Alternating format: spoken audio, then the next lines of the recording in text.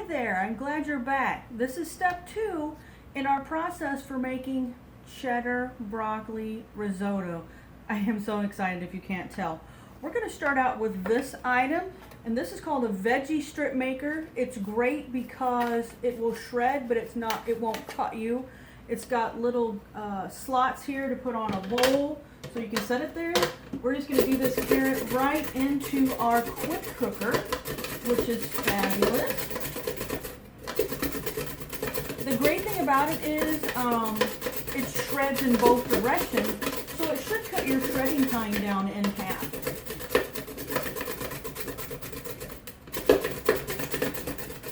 Alright, this would be good for potatoes if you want to make hash browns. These shredded carrots, of course, are good for stir fry or something like that. Alright, and this, well, let me lift some out of here. So that's what you wind up with. Very nicely grated carrot. Alright, so we're going to set that aside. Next, this is one of my favorite products. This is called a quick slice. Now, if any of you have our egg slicer, I like to call it the egg slicer on steroids. Here's what you can do. It's got slots. You can put your pepper in there the same direction the lines are going. Line it up. Push it down. You wind up with these lovely pepper strips. Think about the time that would save if you're making a veggie tray. But let's say you wanted actually diced peppers. Well, you would just lay them back on there in the opposite direction. Do it a second time, and voila, you've got lovely diced peppers for your recipe. We're going to throw that in there. It's not just good for peppers, though. Obviously, you can use it on eggs. You can use it on strawberries. I personally love it on mushrooms. It's wonderful for mushrooms. I'm going to throw that in there. A couple more pieces here. Kiwi. There's all kinds of different stuff that you can use it for. One more piece, and we'll be done with this one. Or if you just need to do the strips, leave the strips and make your fajita filling. That's awesome. Okay, next, another couple of products that I love. Whoops.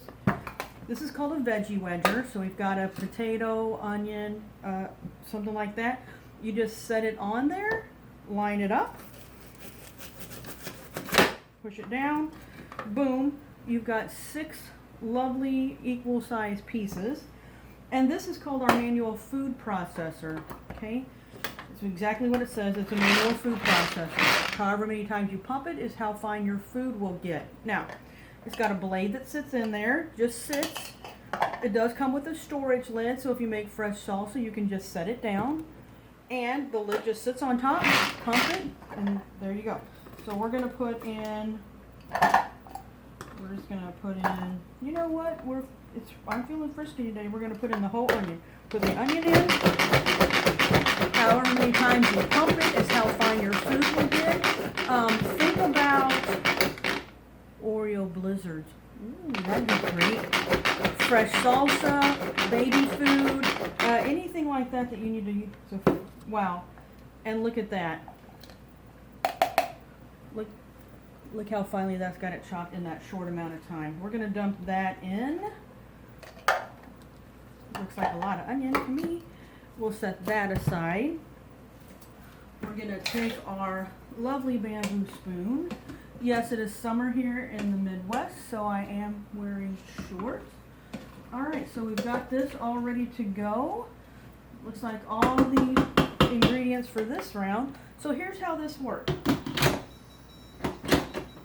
Whoops, got a little too hot. There we go. So we had it warming up while we were adding our ingredients. We're going to set this on the, let me find it, white rice setting. There you go, because all we're really doing is cooking the veggies. It's gonna cook for 4 minutes once it comes to pressure, so I'm gonna hit go. It's going to circle like it's looking for its cell phone signal until it reaches full pressure. Right now, I could still take the lid off because it's not pressurized. Once it pressurizes, there's a red button here that will pop up, and at that point, the lid locks and won't let me take it off.